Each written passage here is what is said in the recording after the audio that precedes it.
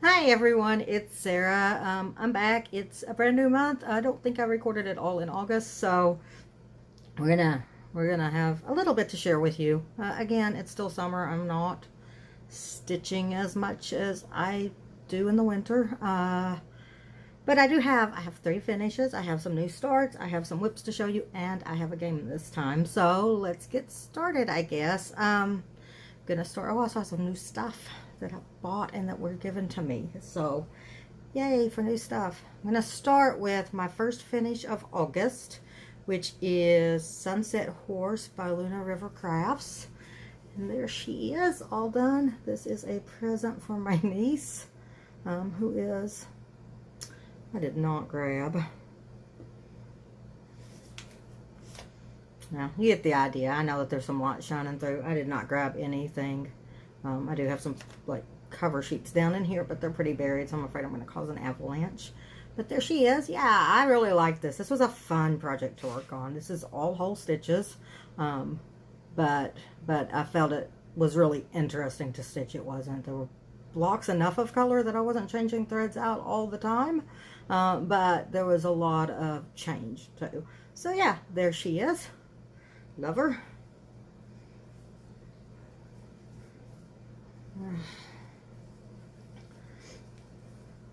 The next finish is from Donna Cooler's 555 cross-stitch Christmas designs, Christmas cross-stitch designs. Mania 2019, I started like 36 different projects from this book. I've not even finished half of them. I'm still working my way through it, but I did finish this guy right here. Little stocking. My French knots aren't great, but they're there. And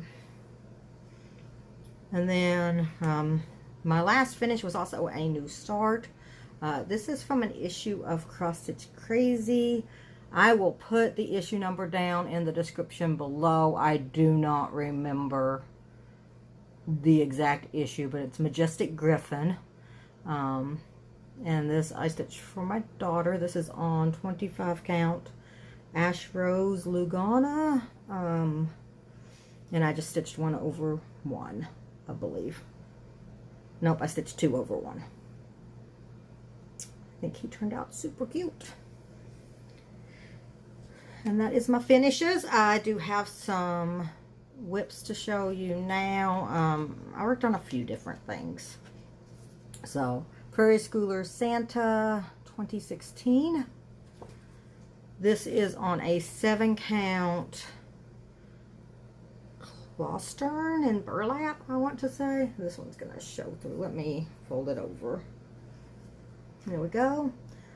For a little bit of progress. The issue with this being on such a large count is I'm just constantly changing threads out. I only get like 12 or 13 stitches per strand. So it's just it's a constant rethreading. This is done with 6 strands over 1. Obviously, I'm not stitching on 7 count over 2. That would be huge. It's already huge. So yeah, I'm happy with the progress on that one. I think he's cute.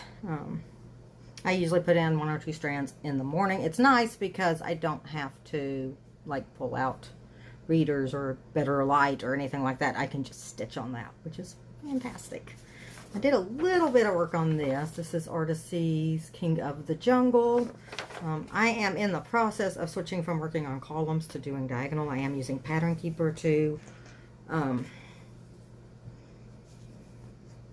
is backwards, to keep track of my stitches. But I worked a little bit up here on that diagonal. So it is really dark. So yeah, that's where I'm at on that. I love this project. This is a 28 count even weave of some sort, just in white, and I'm stitching 1 over 1 full crosses. I tend to like doing full crosses. At some point I want to try to do a 40 count 1 over 1 10th stitch, but I do have a piece of 40 count in there. I'm just not sure what project I want to do yet.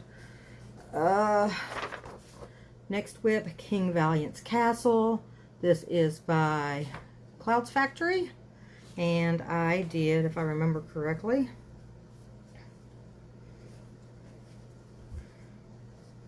here, this one, I can down. I can struggle, that's what I can do. Yay, me.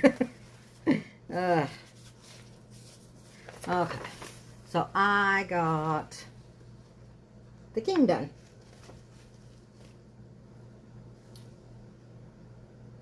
Still have a little bit to go on this one, but it's getting closer. I think that is just adorable.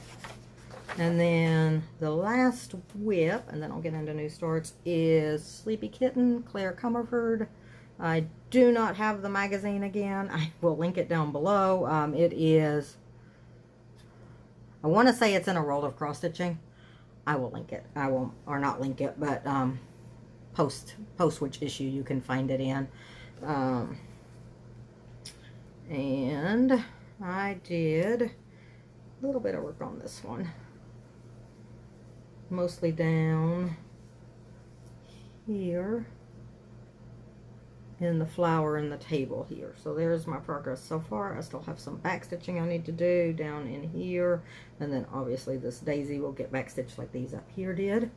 Yeah, this is a fun project. I enjoy it. There is a, you can see a little kitten in a teacup that will show up eventually. It's fun.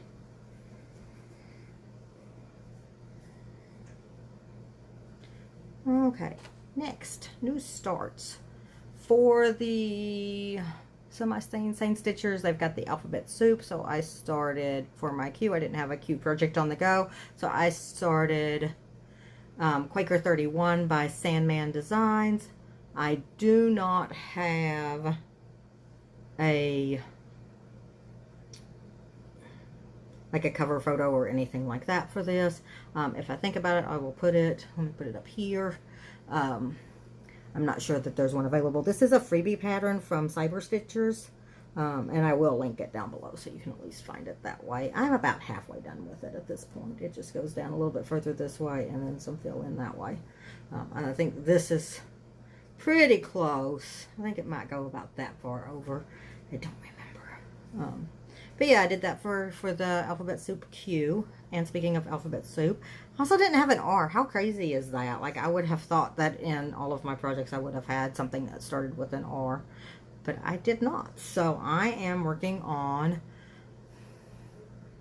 Rejoicing Reindeer, I want to say. This is from the 2020 Just Cross Stitch Ornament issue. It is by Blue Ribbon Designs. That is where I am at on it. Let me... You do that. That's from a couple of nights of stitching. I think this is a 32 or 36 count. It feels like a 36 count. I've not stitched on 36 count before, but it seems smaller to me than 32 count. I am stitching 2/1, and I'm finding that more difficult than what I'm used to. I thought it was a 32 when I started stitching. So either it's a tighter weave than I'm used to, or it's a 36. It's teensy. So this is just a small little project. I will put a picture of what the finished item looks like up here so you can see what it is supposed to look like when it's done. And then my last new start, August was my birthday month. My birthday was the middle of the month. Up until this point, I had been doing like bigger new starts on the 20th of every month. But I decided I really wanted to start this one on my birthday. I'm not going to take it out of the packaging just because I don't want to be pulling it in and out, and I want to keep it protected. This is The Fortunate Traveler by Teresa Winsler. I've had this pattern for about a year and a half now, and just waiting for the right time to start it. And I decided that my birthday was a good time. So that is what the finished piece will look like. It's kind of funny. I have, if you've watched my whip parades or anything like that, I have the freebie chart of this one started, of the stretch, except he's like oranges and reds. So I need to like work on him so I get him finished before I get down to him, which will be never. I don't know. I don't know. These charts are slow going, and it's not priority for me. I just really wanted to get it started. This is what I got done on my birthday before I found out that I really need to add to my thread collection. This is on a 32 count cream Lugana. It calls for a 28 count, not Lugana, linen. Calls for a 28 count, but I wanted it to be a little bit smaller so I could save a little bit of money, because I would have had to have bought a bigger piece of linen if I would have gone to the 28 count. So that is gonna, there. Maybe if I pull it back a little bit, it is not focusing. Sorry for the shake. There we go. It's gonna be beautiful, of course. I love Teresa Winsler. If you follow me at all, you know that. And then let me focus on my face now. That is everything I think that I've worked on this past little bit. I am trying to work out a better organizational system to keep things a little bit better organized when it comes to being able to remember what I've worked on and show you. What I really want to do is start taking a picture before I work on it, put it in an album on my phone, and that way I can kind of do a side-by-side before and after, like some FlossTubers do, because I think that's pretty cool. But I have to get a little bit more organized to do that. Okay, new stuff. I've got new stuff. First thing, birthday presents. My sister-in-law, my husband's sister, messaged me on my birthday and says, what would you like for your birthday? And I said, well, I've got this thing with the Prairie Schooler Santas where I want all of them. So I sent her a link to 123 Stitch. She also cross stitches, so she's familiar with 123 Stitch. I sent her a link to some of the Prairie Schooler Santas, and she sent me this one because it was her favorite. Well, it had this one right here was her favorite Santa. So, of the ones that are available in the Santas Revisited. I know it's in the plastic. It's just paper, so not really wanting to take it out. I probably should. It's also got one of those. Oh, I can't do that because it'll show the chart. It has one of those self-adhesive flap things, so the less I have to take it in and out, the better. But you kind of get an idea. It is Santas Revisited 3. And then she asked me for my favorite one. And I picked this one because it has the cross stitch piece on it, and it also has some knitting on it. This is Santa's Revisited 6. And I know you're probably seeing a reflection of my messy kitchen right now. But yeah, there. But I got those for my birthday from my sister-in-law. And then, I think a little earlier in the month, my husband wanted to go to a used bookstore that we like quite a lot. It's about an hour away from us, but he was wanting to pick up, we have a book series, and for the life of me the name of it escapes me now, but we had like books 1, 3, and 4 of it, but not book 2, I want to say. So he wanted to go pick that up for my daughter so that she had the full series to read. And I always go look at what kind of crafting books they have while I'm there. And I found the premiere issue of Punch Needle and Primitive Stitcher. And let's see if I can find, there's one particular pattern. Unfortunately, this was the only.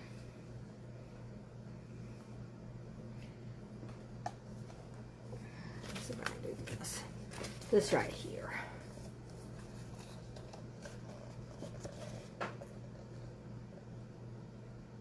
I definitely want to stitch that. There is the information. There we go. Now it's going to lighten up a little bit. There we go. Yeah, I'm excited about that. My husband saw it and says, oh yeah, it's a peacock. You're going to want that. There was one other one that I'm fairly certain. I was going to mark these and then I forgot to do so. But yeah, this was like $3, so it was hard to turn down.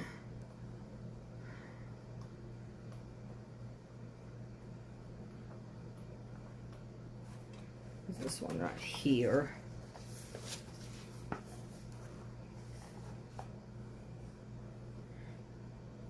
Liberty Parade. Ooh, I'm having all kinds of problems here. Try that again. Liberty Parade.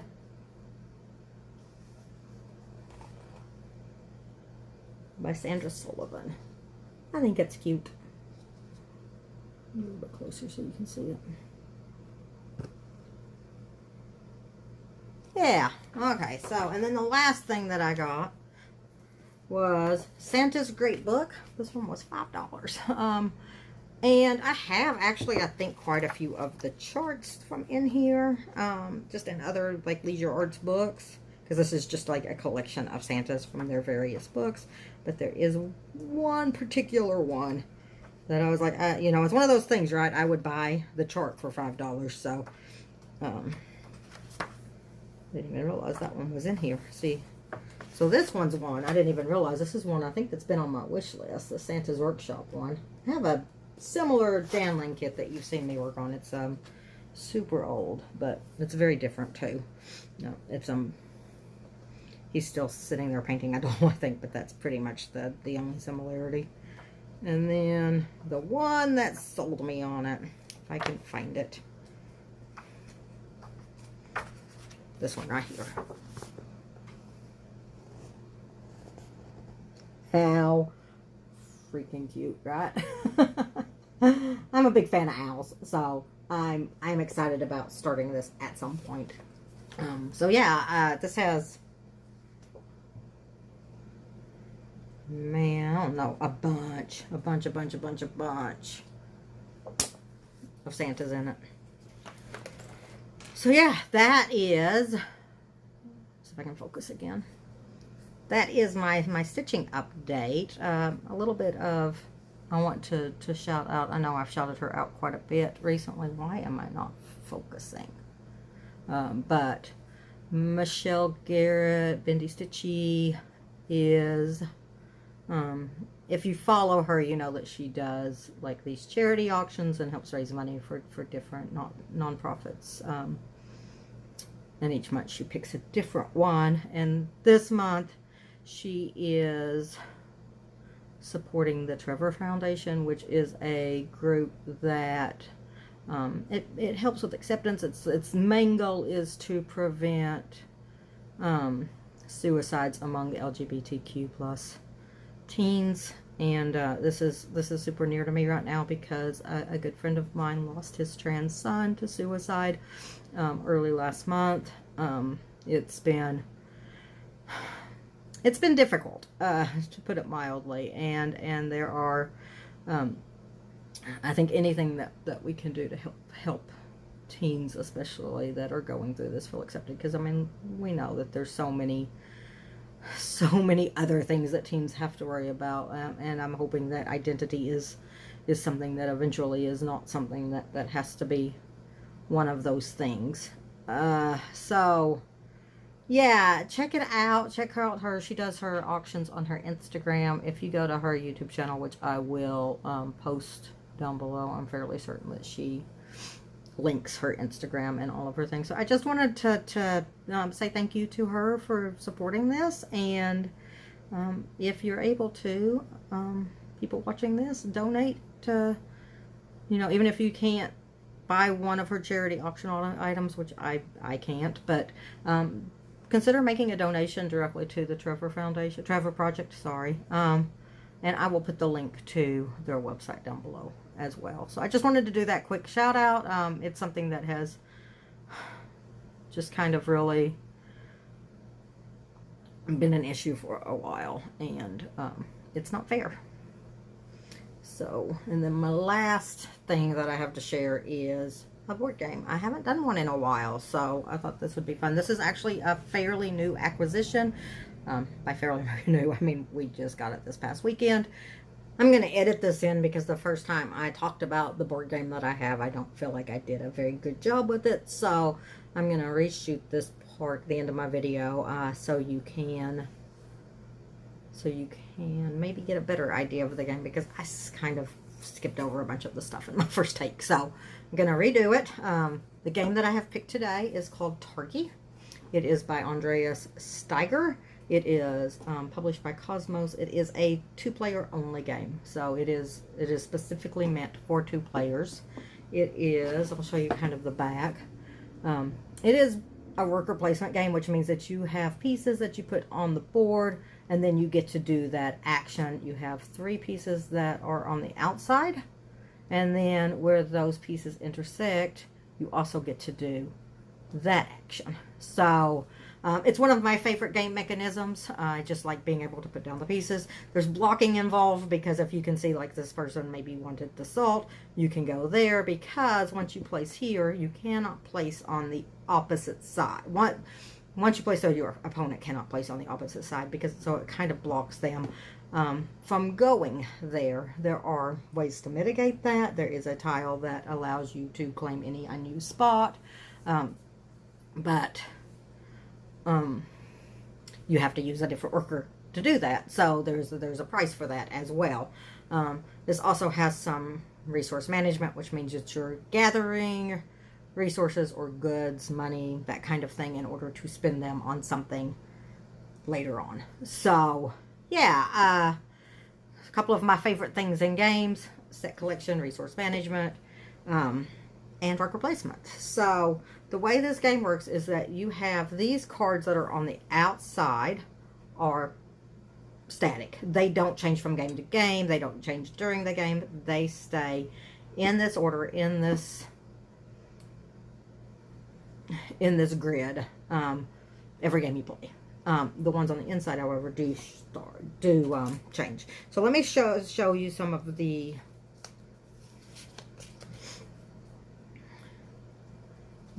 outside cards first. So there's ones that are just basically goods collection. So you have goods, dates, right here, dates, salt, and pepper. And these are tokens that you claim when you land on one of these spaces that have one of these resources. You also have ones where you can trade good cards for money. So you can trade 3 of the same good card for a coin, or you can trade 2 of the same good card for a different good card. So if you have 2 salts, you can trade 2 salts for a pepper. Let me see what else. There is a burglar who makes his way around the outside edge. When he's on a card, you cannot claim the action for that card. When he gets to these are on the corner, you have to pay either a victory point or 2 goods cards, and they don't have to match. They can be any good cards. Back to the bank. And then he just moves on his merry way. He doesn't stay on this. He'll block the next action. But every corner has one of these, and they get progressively more expensive. If at some point you're not able to pay either a victory point or the 2, or, sorry, whatever the card might say, because I think it goes up to like 2 victory points, 3 resources. I can't remember exactly. But once you get to that point, and you can't pay it, then your opponent's going to get some bonuses. This is the one that allows you to move one of your pieces to another unused piece. So you don't get to do, you wouldn't do the action that is on, this is just the round pieces that go on your intersection. So you wouldn't do the action that corresponds with that. You would pick a different one. You can also skip, you know, if things don't work out the way you want and you would rather do the action you already had selected, you can do that as well. This one allows you to trade resources or coins, straight victory points.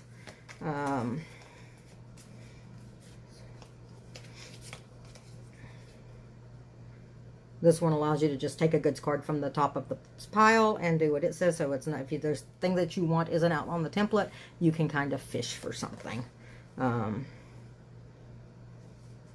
This does a similar thing with the tribe cards, which we'll get into in just a second. These are the cards that are going to be, let me show you. This is the last raid is a coin, and coins are more expensive. They're harder to come by, and you get kind of a hand limit where you can only have 3 coins in your hand at the end of the game. I mean, at the end of each round. So if you have excess coins, and same with goods, you can have 10 goods. So if you have excess, you have to get rid of them. So coins are kind of important. So the last one, you either have to trade a coin or 3 victory points. So that last one's expensive. You may not ever see this one because the way it works is there are these trap cards, and you claim them by landing on them with your intersecting worker pieces, or by using, there is that tribe card that you can draw blindly from the top of the deck. When you land on one of them, in order to display it, you can see that there are goods here. So for this one to buy or to display it, you need a salt, 2 pepper, and 2 dates. And at the end of the game, it gives you 3 victory points. So it just goes straight to your score. Some of these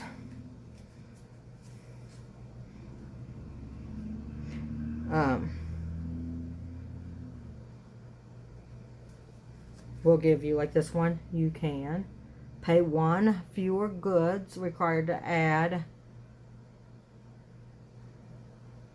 a Targi card to your display. So this one costs either 2 salt and a pepper, or that slash line means or 1 coin. So you can see the coin is worth a few resources. And then when you go to buy these cards later on, you won't have to pay as much resources. So, you know, say you had that one in your deck and you wanted to go buy this one I showed you earlier, you could skip one of these 5 resources that you wouldn't have to pay. If you notice, there's different pictures on the side, and that you build like a tableau. You have 3 rows of 4, and if all of your pictures match, then you get 4 extra bonus points at the end of the game. And or if all 4 of your pictures are different, you get 2 bonus points. So there's just an additional way to score. I don't know that in the games that we played that anybody managed to get 4 of a kind. I think somebody got 4 different ones. I think my daughter did in her game against my husband. So yeah, these are kind of put out. The game ends when either somebody plays all 12 of their cards down, displays them is what it's called, or if the burglar reaches that last number 16 spot where you have to trade in. I mean, you have to pay the bank either 3 victory points or a coin. And you, like you saw on these, coins are resources as well. So if the other thing you can do is if you land on one of these, so say your little round marker landed on one of these and you pick it up and you look at it and you just for whatever reason aren't able to play it, or you want to do it for later, you can take it into your hand. And there is a card here, it's called the Noble card, which allows you to either display it when you have the resources to pay for it, or discard it. Once you have one of these in your hand, this is the only way to get rid of it, because you can't just decide I want a different one and get rid of one. It's kind of almost a penalty for keeping it in your hand. So if something better comes along that you really want but you can't pay for it right away, then you're out of luck, because you have to play the one you grabbed first. The goods cards, I'll just go over these real quick. Some of them are coins. Some of them have 2 resources on it, so they differ a little bit from the thing. Some of them still just have 1 resource. And then this one is a selection of resources. So you can take a pepper, a salt, or a date. So it just gives you a choice. There's also a couple of victory point ones in here. The person at the end of the game, when the game end condition is met, so when somebody has their 12 cards out, or the robber reaches that last, burglar or whatever, reaches that last raiding card, then that round is the last round. You will complete the round, so everybody gets all of their turns still and all of that. But then you count up your victory points by these tokens that you have, because you will get those by either using the victory point good cards or by using the one where you trade resources for victory points, resources or coins. So and then the ones on your tribal cards. So that is whoever has the most at the end wins the game. I believe the first tiebreaker is whoever has more goods at the end of the game. So this is a tiebreaker. They're not worth any points at the end of the game, but they will be a tiebreaker. So, and I don't know if there's a tiebreaker after that or not, because that's as far as we went. But yeah, I really enjoyed it. It plays fairly quick, under an hour, I would say. It says 60 minutes on the box. I don't think it took us quite that long to play. Either that or I enjoyed it so much I didn't realize it took us that long to play. So either way, that's a win. So yeah, Targi. I really enjoyed it. There is an expansion. We don't, obviously we just got this. We don't have the expansion yet, but I'm interested in it because it adds different cards around the edge. But usually I like to play the base game quite a few times before I ever decide whether or not I really want the expansion. But I have heard good things about it, and it's just called Targi the Expansion, so easy to know what you're getting. If it says Targi the Expansion, that's not this. That is something you need this game in order to play. So yeah, I really, really, really enjoyed this and thought I would share it with you. And that's all I have for y'all today. Hopefully I will see y'all next time. Y'all have a great day, great weekend. Bye.